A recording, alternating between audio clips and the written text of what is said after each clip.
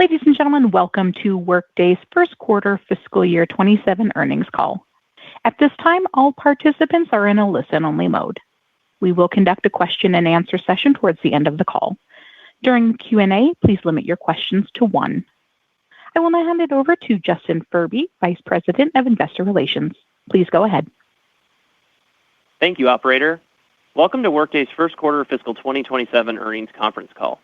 On the call, we have Aneel Bhusri, our CEO, Gerrit Kazmaier, our President, Product and Technology, Rob Enslin, our President and Chief Commercial Officer, and Zane Rowe, our CFO. Following prepared remarks, we will take questions.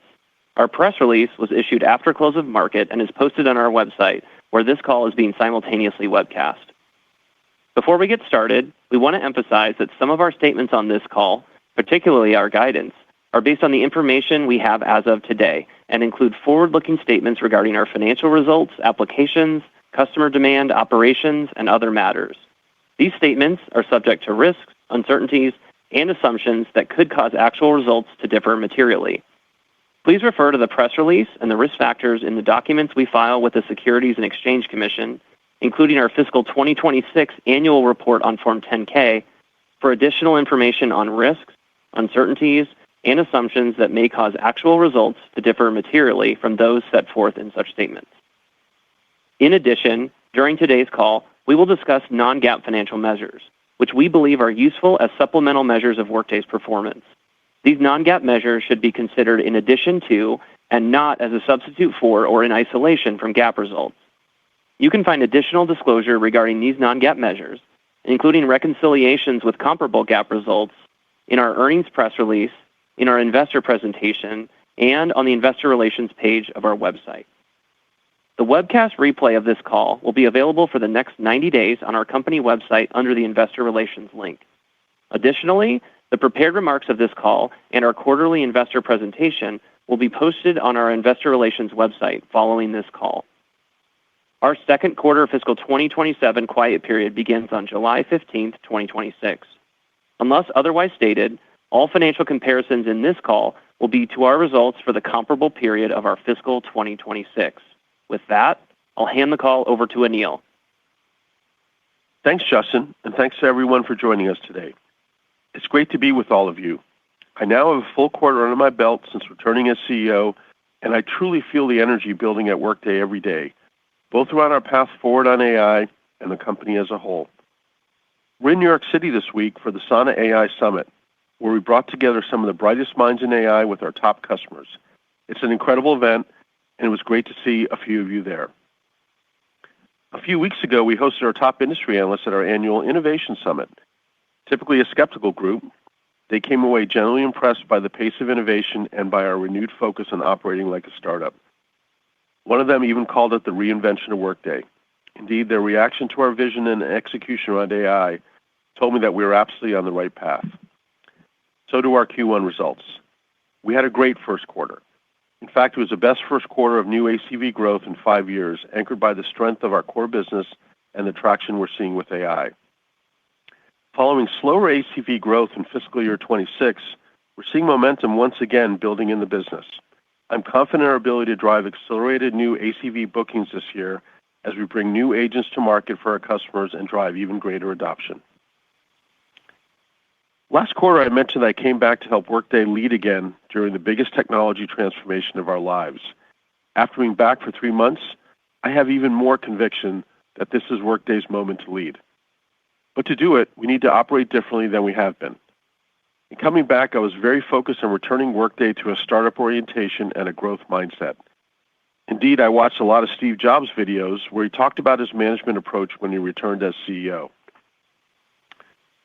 What struck me most wasn't about what Apple built after he returned, which was obviously incredible. It was more about his management philosophy. There was one interview in particular from All Things D where he called Apple the biggest startup in the world and said it was the startup mindset he brought back. Fewer layers, faster decisions, the best ideas winning, more ownership. We're trying to emulate that startup playbook.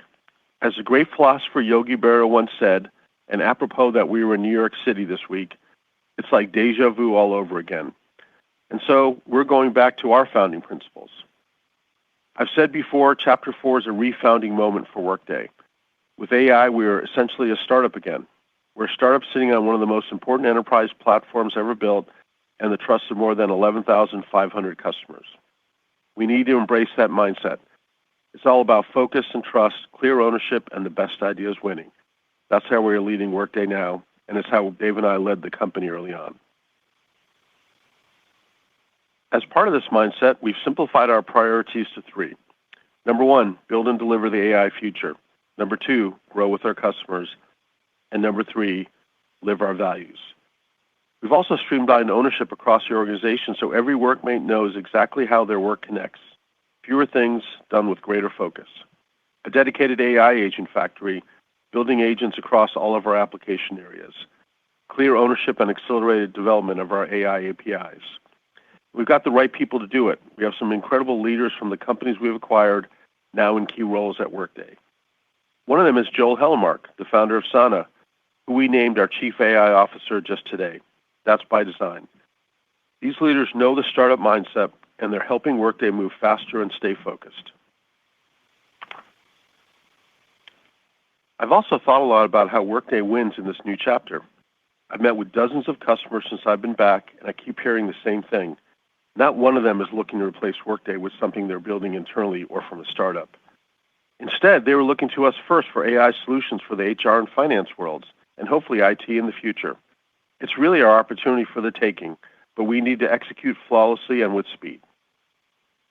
We have all the requisite components, one data model for all customers, one security model, and a true cloud architecture. Our business process framework gives AI the rails it needs to operate safely and accurately inside the enterprise.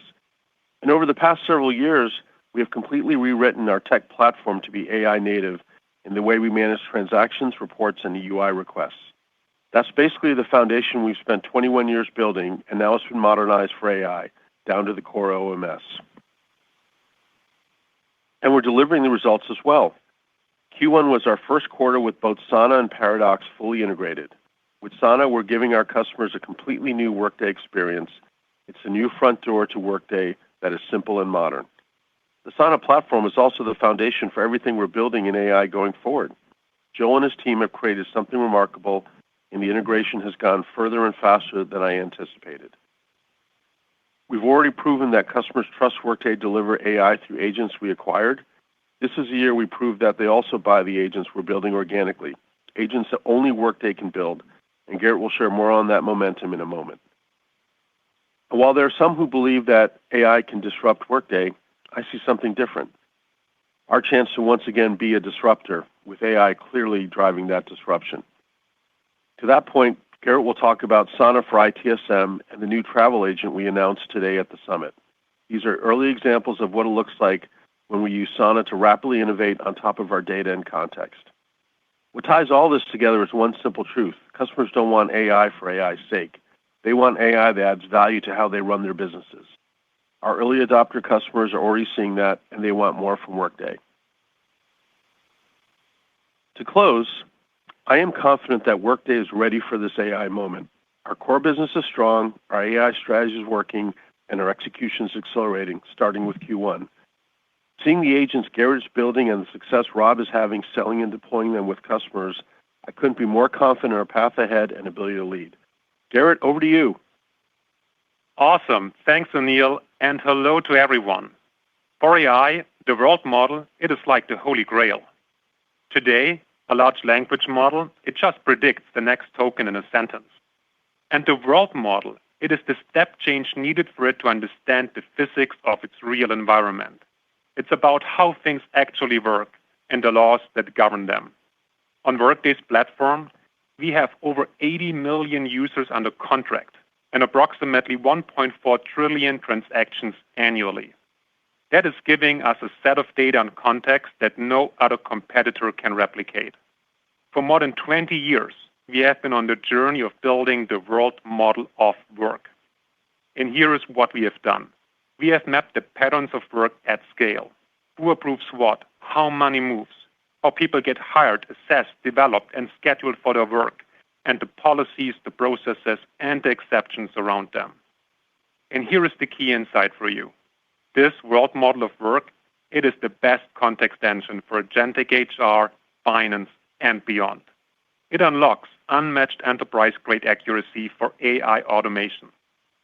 All of this is adding up to agents that our customers can trust to perform actual work inside real business processes. And you can see that clearly in the impact that they are delivering already for our customers. In Q1, for example, we have supported 14 million hiring processes with our recruiting agent. That is up 44% year over year. And we have analyzed more than 1.1 million contracts with contract intelligence. That is up 53% from last quarter. Now that is the world model of work at work. And while we're driving all of this amazing impact, the pace of innovation here at Workday, it is accelerating. We now have 20 organic agents in GA or EA. And the number of customers using these agents has more than doubled quarter over quarter, with over 4,000 customers using at least one organically developed agent as of today. And here are just a few highlights for you. Deployment Agent is now being used in our first end-to-end customer project. It is designed to deliver an estimated 30% reduction in implementation hours and costs. And in our next wave of AI-driven projects, we are aiming to get that reduction up to 50%. And here is why this is so important. This reduction in time and in costs of deployment, it is removing a historic barrier to choose Workday, particularly in the mid-market segment. Further, customers like the University of Arkansas System, GE Vernova, and Mohegan, they are using Deployment Agent across their Workday systems to instantly resolve issues and answer questions. So admins, they can spend their time moving their projects forward. Also, we are seeing a super fast takeoff of our self-service agent. This quarter, our first Fortune 500 customers are expected to go live on self-service agent. And we will take another big step at the end of this month. All HCM and finance customers on our AI terms of service, they will get Sana for Workday and our self-service agent as a part of their existing contract. So now let's talk about our accelerating AI business momentum. In Q1, our new ACV from agentic AI products, it grew more than 200% year over year. And we are also approaching $500 million in ARR from our agentic AI solutions. But we are not stopping here. AI, it lets us break free from the narrow definition of legacy business applications that lead to frustrating user experience breaks and outsized spend for so many companies out there. With Sana as our AI platform, we are pushing the boundaries of HR and finance and IT with new AI solutions. Just today, here in New York City, we announced 2 new agentic solutions from Workday that prove this out. Sana Travel Agent brings business travel planning, booking, and expenses into a single conversational experience. With more than 5 million expense reports processed monthly on Workday, and much of it is travel, this agent, it takes on the heavy lifting. It can automatically handle bookings, receipts, policy checks, and expenses. So employees get a more seamless travel experience, and finance teams, they get real-time visibility into current spend and future travel commitments. We have also announced Sana for ITSM, which automates workflows for employee on- and offboarding, access changes, and everyday IT requests. Many service requests start with employee lifecycle changes that Workday already knows about, like joining a company, moving across teams, or even exiting. And with the key data, the work identity, the org chart, job profiles, and so much more running on Workday, we inherently know the chain of approvals, the required policies, and the right work context. That allows us to simplify and automate ITSM requests at a whole new level. Lastly, let's take a look at the Workday platform and our AI momentum there. Workday Extend Pro enables customers to build their own AI-powered solutions on our platform, taking advantage of our AI APIs. In Q1, Extend Pro continued to be one of the fastest growing products with new ACV nearly doubling year-over-year. And here is our approach. At Workday, we embrace the AI ecosystem and we design for openness. So our customers and our partners, they can build their own AI innovations without locking them into a single vendor stack. We are giving our customers choice and free, clear paths to run agents on the Workday platform, designed to meet them wherever they are. First, our customers can build their own AI agents with Workday's agent-ready tools. These are a new class of Workday connectors and APIs that are purpose-built for autonomous consumption by AI agents at enterprise scale and available via open standards like MCP. Second, our customers can plug in Workday agents into their agentic front door using the A2A protocol. And already in Q1, we have made self-service agent available in Microsoft Teams, Microsoft Copilot, and Google Gemini.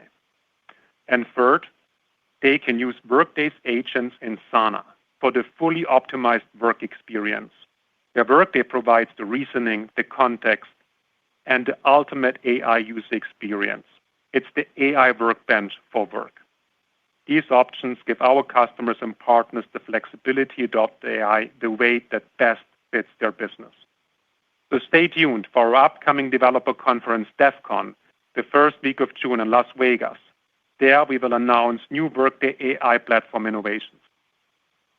And here is the bottom line of all of this.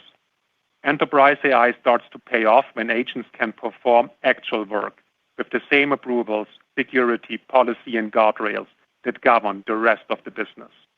That's exactly the future we are delivering for our customers.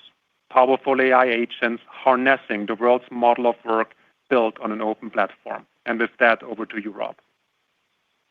Thank you, Garrett. And hello, everyone. We're proud that more than 11,500 customers around the world trust Workday with the most important parts of their business, from payroll to closing the books. And as Anil said, growing with our customers is one of our top priorities. You see that in our results. In Q1, expansions once again drove roughly 60% of our subscription revenue growth, with customers like Queensland University of Technology, Rakuten Group, and Bank OZK expanding their relationships with Workday. We also continued to go deeper in federal and had a record turnout at our 4th annual Fed Forum in DC last month, with nearly 600 attendees. And in Q1, we kicked off the next phase of our contract with the Defense Intelligence Agency. Also in Q1, net new business drove 40% of our subscription revenue growth. We formed new relationships around the world with key brands, including Harley-Davidson, Del Monte, Australian Gas Infrastructure Group, Smiths Group, Heartland Dental, and ACHM Hotels by Marriott. State and local government was also a standout this quarter, where we signed statewide deals with the state of Delaware and the Commonwealth of Massachusetts. Turning to AI, the numbers this quarter tell a clear story. More than a quarter of new ACV from customer base expansions came from AI, and expansion deals that included AI were over 50% larger on average. The pattern is consistent. Customers who adopt our AI go deeper on the platform. The University of Arkansas system is a great example. They have 21 institutions, including research universities, community colleges, and an academic medical center, all on a single Workday instance. They process over 2 million transactions a month. And in Q1, they used our deployment agent to cut support tickets and uncover configuration insights that once required manual searches. Deployment agent has significantly increased the operational velocity and allowed them to scale Workday with less reliance on external consultants. Our Flex Credits pricing model is quickly gaining traction. With Flex Credits, we've unified AI monetization across Workday. One model for agents, AI APIs, and data cloud. It makes AI adoption simpler for our customers. While still early in the journey, we're seeing a growing mix of AI monetization coming through Flex Credits. And as we bring our new agentic innovations and acquired agents onto the model throughout the year, this will become a more meaningful part of how we grow. We also continue to make progress outside of North America.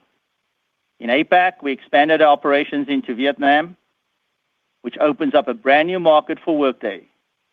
This strategic expansion is made possible by 5 global and regional partners, all dedicated to meeting the growing local demand in Vietnam for digital transformation.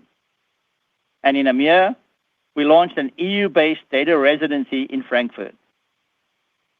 This was a significant milestone for European customers with data sovereignty requirements.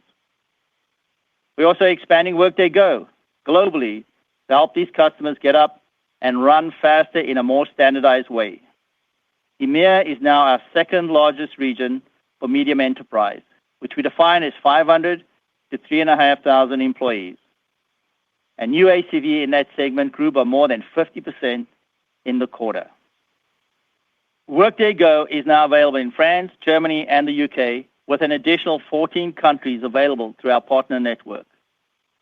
Speaking of partners, our ecosystem continues to be a meaningful driver of our growth.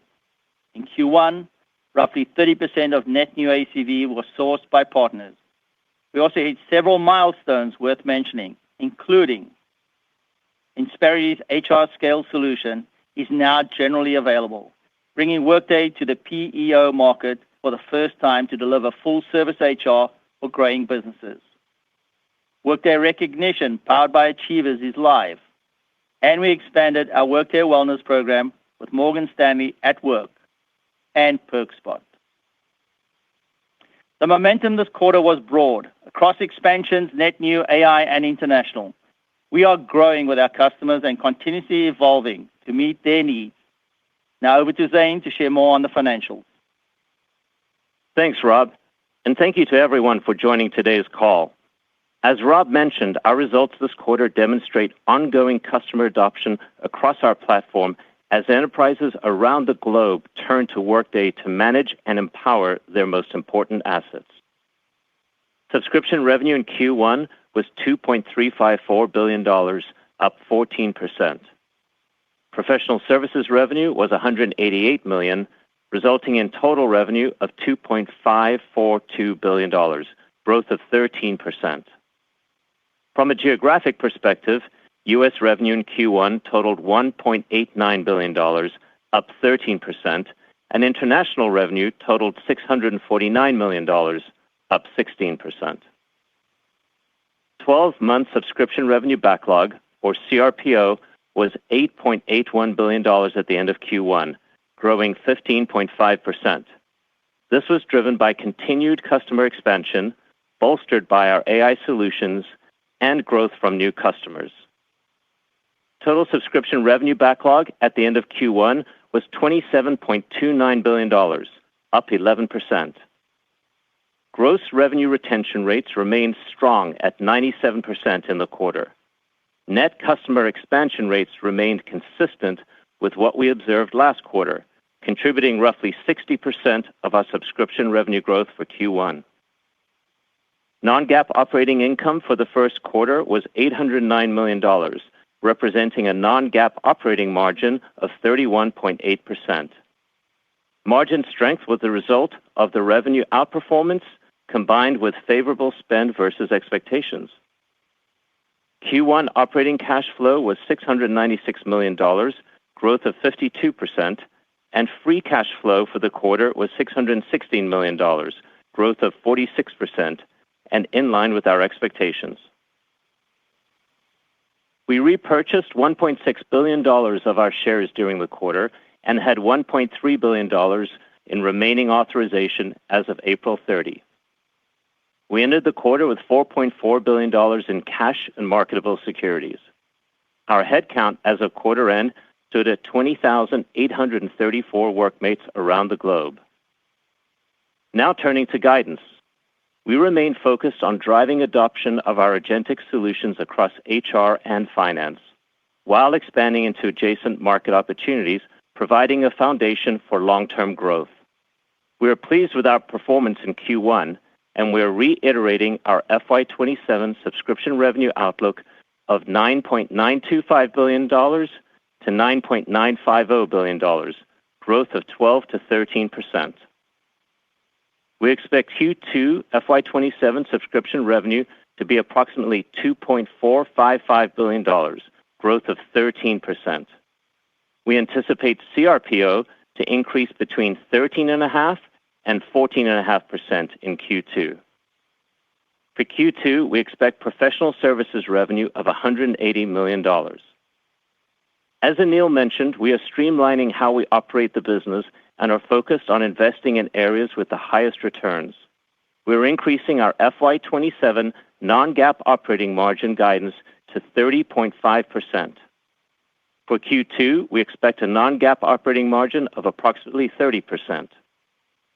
We expect Q2 GAAP operating margin to be approximately 19 percentage points lower than our non-GAAP operating margin, and the full year FY27 GAAP operating margin to be approximately 18 to 19 points lower.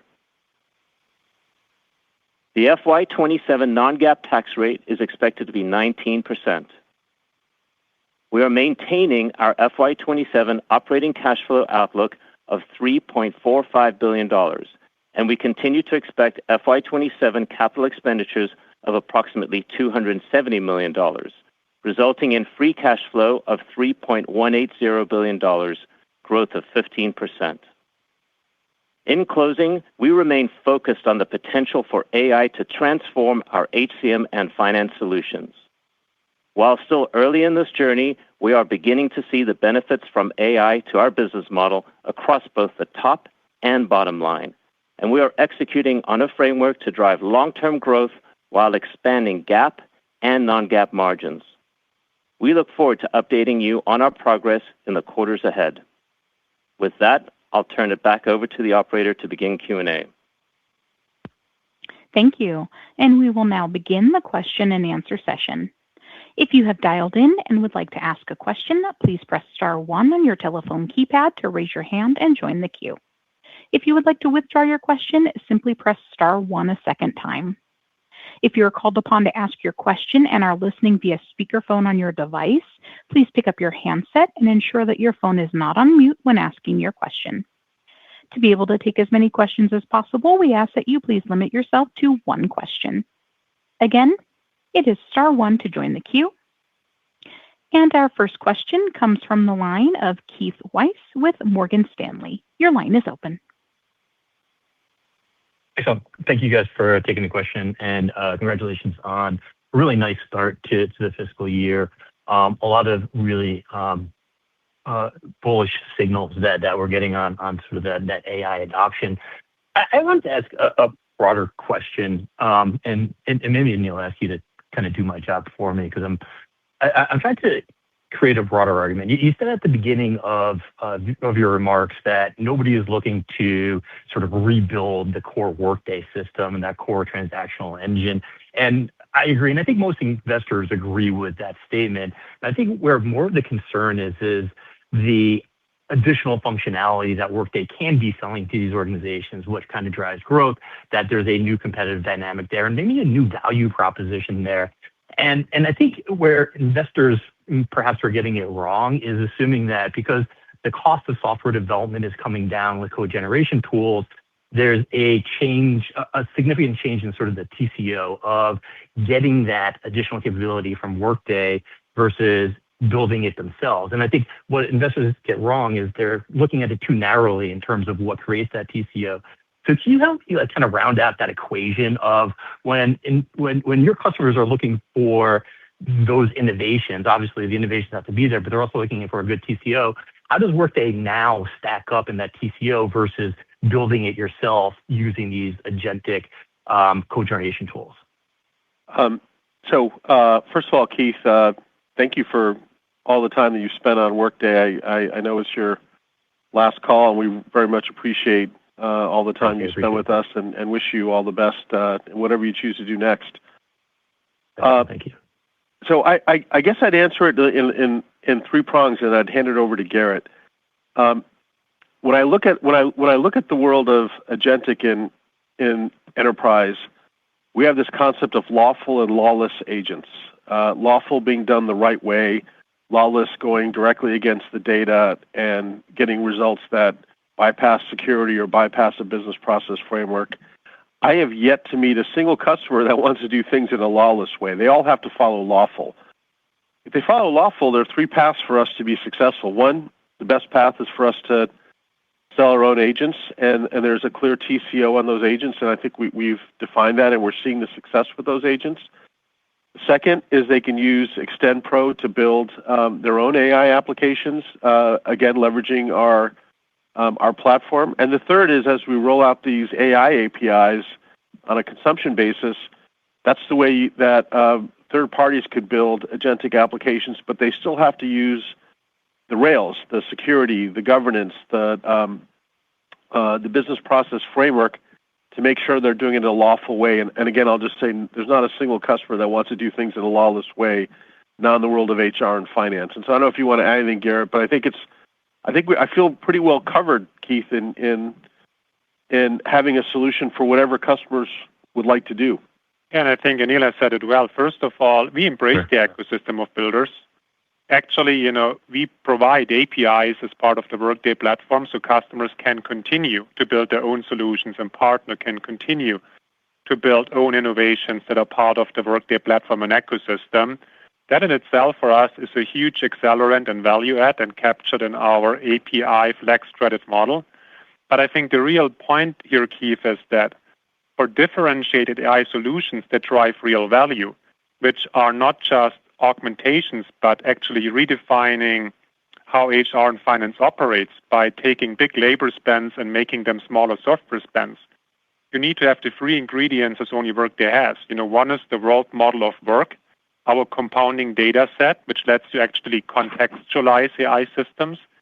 Secondly, what Anil spoke about, all of the deterministic business process logic that defines, policy, compliance, correctness, in the key processes, from managing people to closing the books.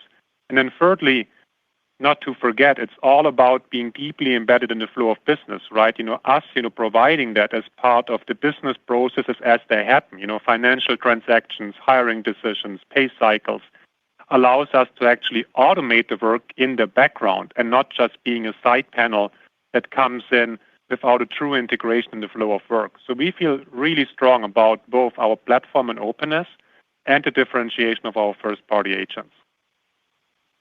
Outstanding. That's super helpful, guys. And Anil and team, it's really been a privilege covering Workday over these past 2 decades and seeing what you guys have built here. So thank you very much.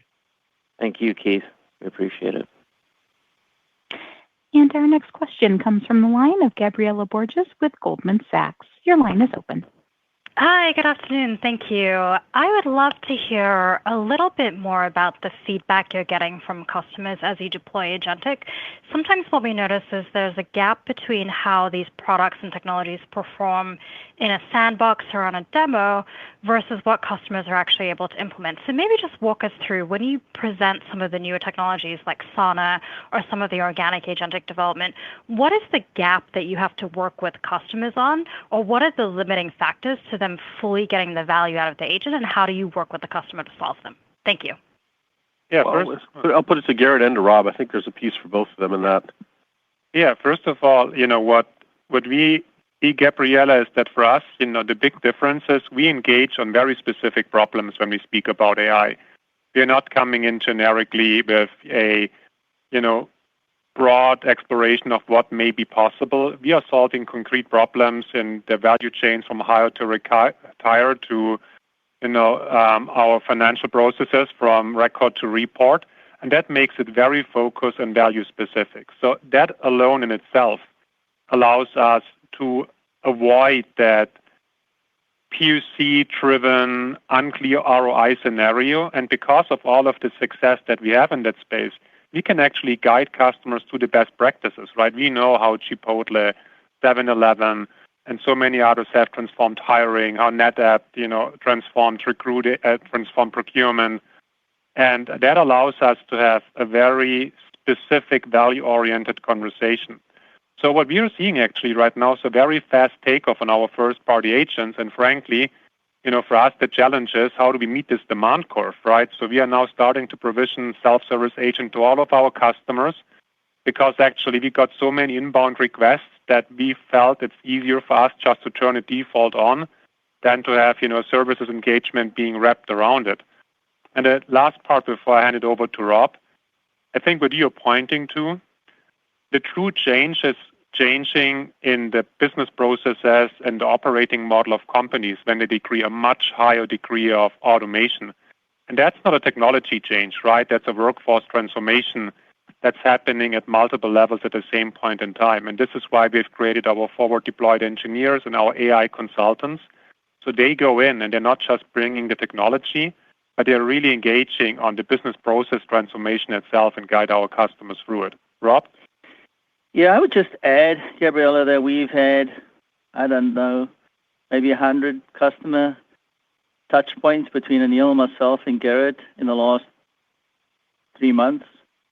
And the feedback from all of them have been, overwhelming, actually positive, where these customers are really focused on how our agents can help them in the flow of work and what they're doing. And certain agents have, had tremendous success early on, like deployment agent, where existing customers can see the value immediately and they're actually selling to other customers, and customers are your best sales folk.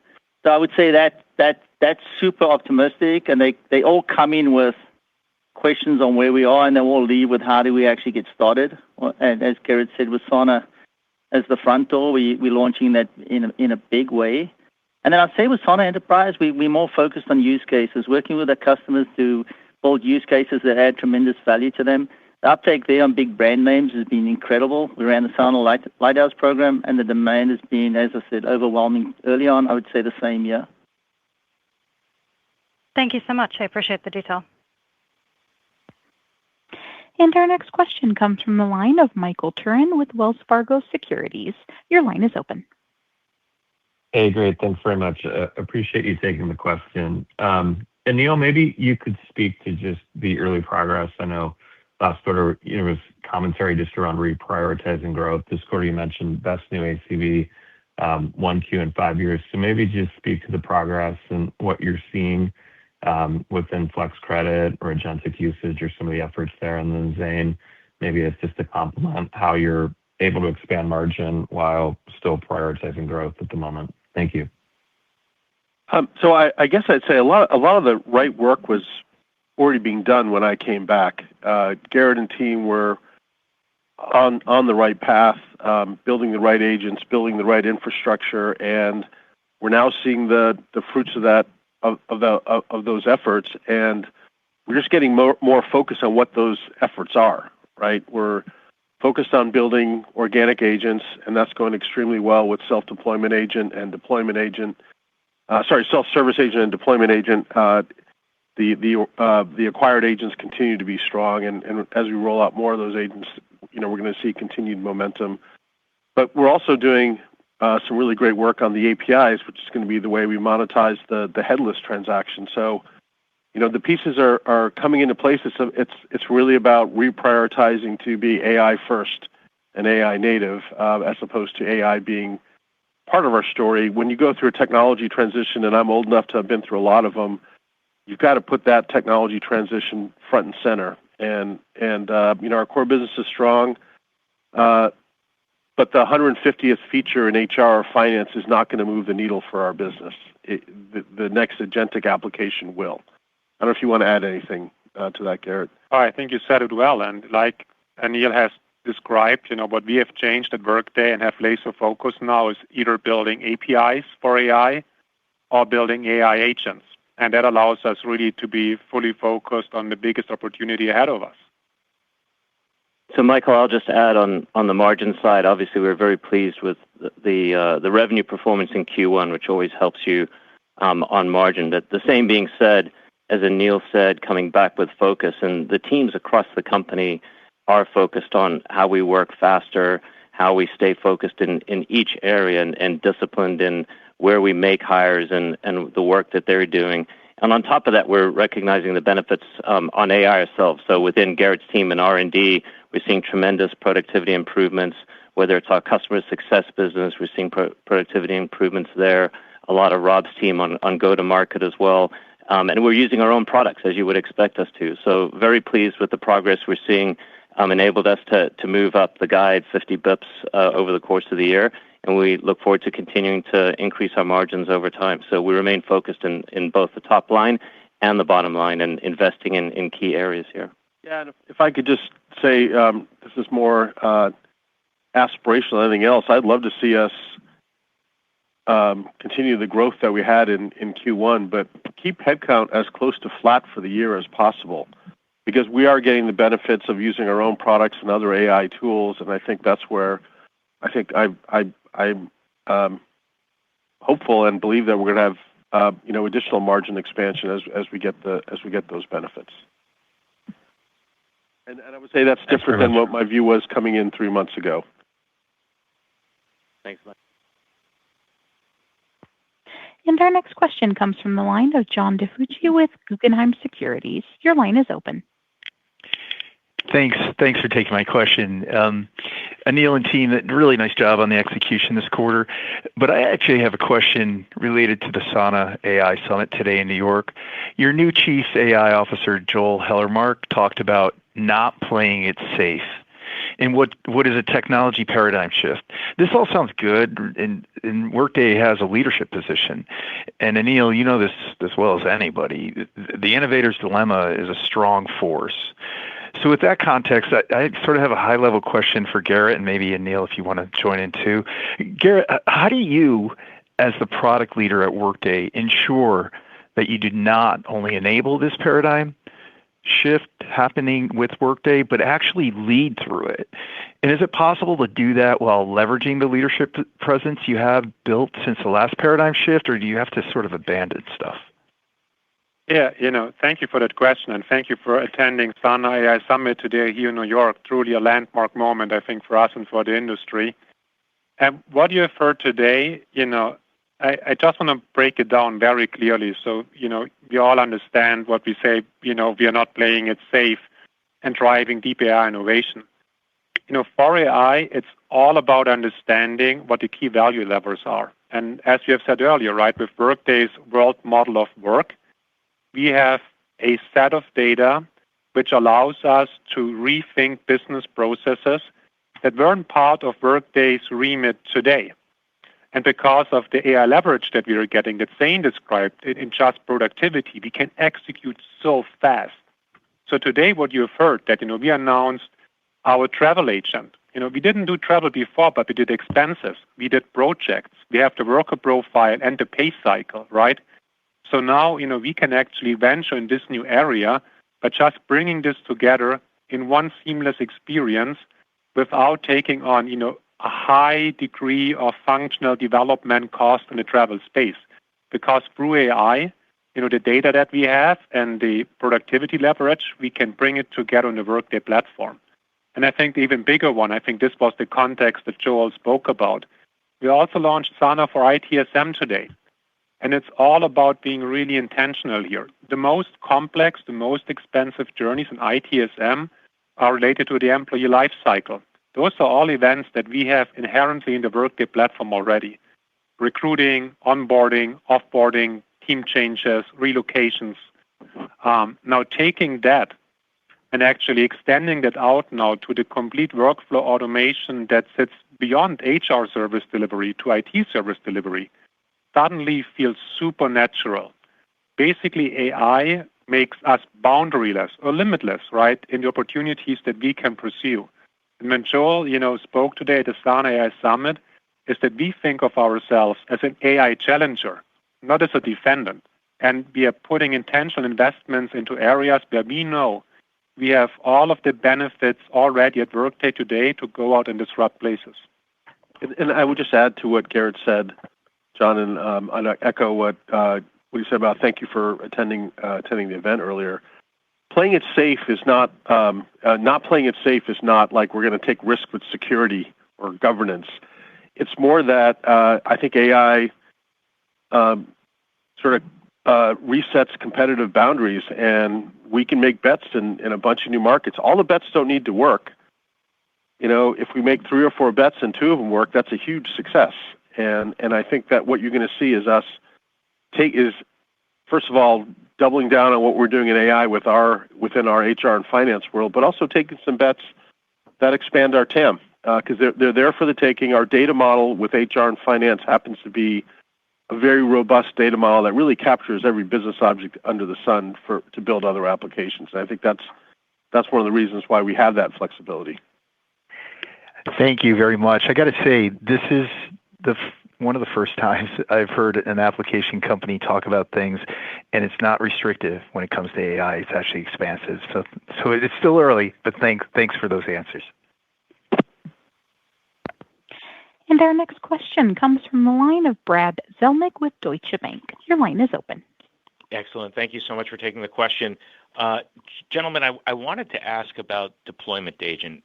Reducing the cost and time of deployment. I remember the impact of launch years ago, which was targeted at the mid-market, but then we saw it become a competitive weapon, even in the low end of enterprise. How would you compare deployment agent perhaps to launch as an incremental unlock, helping to reduce TCO and make you even more competitive, but also could it positively impact seasonality of your business and being able to sign deals even later into the calendar year for customers that might want to go live by the beginning of their next fiscal year? Any additional thoughts about deployment agent would be great. Thanks. I think it's Rob and Garrett. Yeah, let me go first. So, for deployment agent with new implementations and Workday Go, we're seeing, what are the numbers we're seeing? 30% in current projects and 50% reduction in the projects that we are just starting now. Yeah. And so that'll continue to improve and change the whole dynamics around implementation and speed to implementation. So it goes to your point early on about, can customers go live faster? For sure, we would definitely think that's a possibility, and we'll definitely get there much quicker. The hard work in implementations, master data, testing, and that becomes just so much more effective and faster. So that's benefit. And the part that I'm really quite excited as well is the existing customers that are deploying deployment agent. I mentioned the state of Arkansas and the benefits that they receive, the existing customers using the deployment agent when they want to change configuration and they want to do things. They don't have to go out to RFP. They don't have to go talk to a systems integrator. They can see what they need to do themselves. And that makes it, very self-service in these large institutions. And that enables them to move much faster to deploy different business models as well. So I think there's broad coverage with it, and there's going to be a broad impact with it as well. And Brad, since you asked about launch, so launch is a method which basically has a scope of Workday and an implementation method that allowed us to super streamline it. Now, deployment agent is actually applying AI to automate that entire process. So it's the next logical step, if you think about it, from improving that method further to make it AI automated. And the mission of that team, right, the mission statement itself is the $0 deployment of Workday in a month. So we are doing exactly what you already have led to. We are taking now the launch scope and basically drive it with deployment agent to significantly increase the automation, which directly translates to the reduction in project time and customer cost at virtually the same amount. And we are still at the beginning of that. We are super confident that with that we can completely squash migration complexity and deployment times for customers to a degree where the whole consideration in the mid-market, for instance, if you move to Workday or not, because time of migration, cost of migrations are a consideration. Our ambition is to make this a completely non-issue. And with that, unlock, for our customers Workday at scale. Thank you very much. Really appreciate it. And our next question comes from the line of Alex Zukin with Wolfe Research. Your line is open. Hey guys, thanks for taking the question. Maybe just a quick two-parter. Aneel, for you, it's rare when Q1 has a net new ACV acceleration. It sounded like it was something kind of was a little bit different this quarter, particularly on the net new side. So maybe just dive in. What are you seeing out there in the demand environment? That's not happening for every other application software company, clearly. So kind of what do you think is different from a Workday perspective that drove that incrementally better execution? And then Zane, just maybe any high-level commentary on how much, if any, DIA benefit you guys saw in the quarter that I think Rob alluded to in the prepared remarks? Just kind of when do you think we'll start to see some of this accelerating bookings that seemingly is kind of happening under the hood actually reflect in some of the CRPO dynamics? I'd say, first of all, one quarter does not make a year. We're optimistic heading out of Q1, but we've got a lot to play for the rest of the year. I do think, candidly, I think there were some deals that slipped from Q4. We always talk about how the deals slip from Q4, we'll close them in Q1. Well, Rob's team really did close a lot of great business in Q1. But the reality is, if you look at the split, the AI products are driving the growth. And what's exciting to me is that the organic products are showing great promise, and they're getting early acceptance and deployment, but they're still in the early days. And I think towards the second half of the year, when they're deeper into general availability and more customers are using it, and we're on the flex credit model, I think it's all goodness this year as we build towards that AI growth. And Rob has done a great job of making sure the sales force and services teams are aligned to driving that growth, not just out of the core, but really focused on the AI growth. Yeah, Alex, and as you touched on, we were pleased to see DIA come into the first quarter. As Aneel alluded to, it was a great quarter for a number of reasons with linearity. We recognized some DIA revenue, not significant, but some DIA revenue in the quarter. And unlike last year, we expect to recognize that revenue over the course of the year. If you recall, last year it was back-end loaded, so we're pleased with how we'll recognize that revenue over the course of the year. And then, as Aneel mentioned, with a lot of the flex credit sales and the momentum we have in our sales and in AI, we expect to see those bookings ramp up over the course of the year. So have a larger booking impact into the second half, and we'd expect, because of the recognition of revenue, to see that impact FY 2028 and to a greater degree. Perfect. Thank you, guys, and congrats on a great summit. Thanks, Alex. And our next question comes from the line of Brent Thill with Jefferies. Your line is open. Thanks. Aneel, for Sana, when does this start to get fully integrated, and when do you feel like this starts to have an impact on deals? And maybe the answer is right now. And if I can follow up with Rob and Zane, just on the quarter, just to follow on Alex's point, were there less changes to the sales go-to-market this Q1 than you've had maybe in past Q1s? And I know you mentioned there were some slip deals, but perhaps there's also less tinkering with the go-to-market team that gave them more time in the field to sell, or? So on the first one, it's available today. It's fully integrated. We need to move more customers onto our equivalent of the Innovation Services Agreement, but the uptake has been super rapid. On the Sana Learning piece, that was also we also had a good quarter there. And the rest of Sana is more about what comes next with some of these newer applications. I don't know, Gary, if you want to add anything, but it is now the new front end for Workday. I mean, that is de facto default. That is the new front end for Workday. Yeah, the only piece to add is that, at the end of May, we're going to provision Sana for Workday and self-service agent to all of our customers on our current AI terms of service, and make it basically the default deployed solution as part of their contract, further unlocking it. So it's going to be a huge surge for us again. Yeah, and on the field, was it less changes year over year? I would say we were very prepared for coming into our financial year 2027. We had planned this very early on. We knew that we needed to move to a denser model with customer base because of the agents and what we're doing with inorganic agents and agents. So we were super ready for that.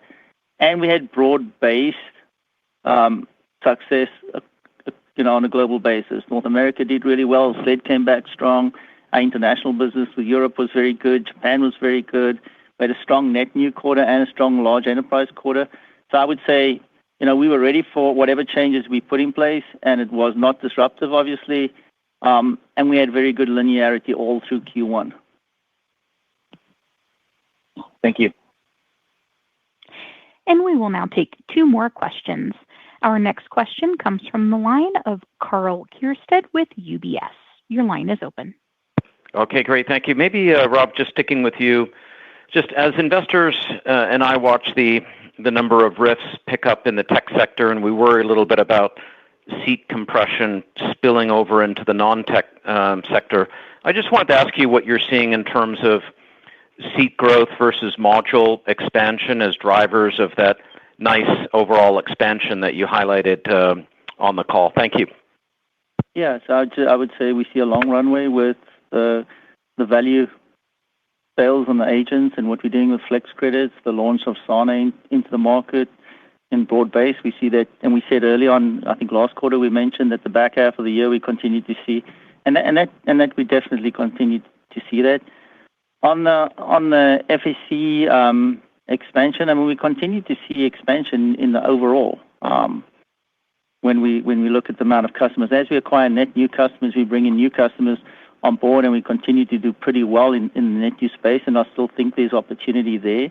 But I would say, ultimately, a broader part of our business is going to move to the Flex Credit type environment with APIs and consumption. Hey, Karl, I'll just add, we've commented over the last number of quarters on as it relates to FSCs. And as Rob alluded to, it's been, flat or marginally up. And this quarter, I'd say flattish. But to your point on the technology sector, obviously, we've got diverse customer base. I mean, we've seen any declines in the tech sector more than offset in other areas. So there's been a balance. There's definitely been movement. We did see it in the tech sector specifically.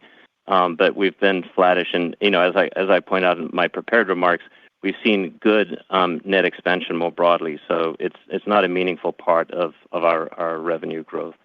Yeah, and I think it's really important to recognize that if FTE count does go down, it's being replaced by, AI is replacing labor, not software right now. And as long as we do what we are doing right now and continue to execute, we're a beneficiary of the shift to agentic work. Very helpful. Thank you. And our final question comes from the line of Raimo Lenschow with Barclays. Your line is open. Hey, thanks for squeezing me in, and congrats from me as well. Just a quick one for Zane. RPO, like CRPO, as we expected, RPO was slightly lower growth. Can you talk a little bit about, is that kind of customer signing shorter contracts, so there's a duration effect? Can you just talk to the puts and takes there? Thank you.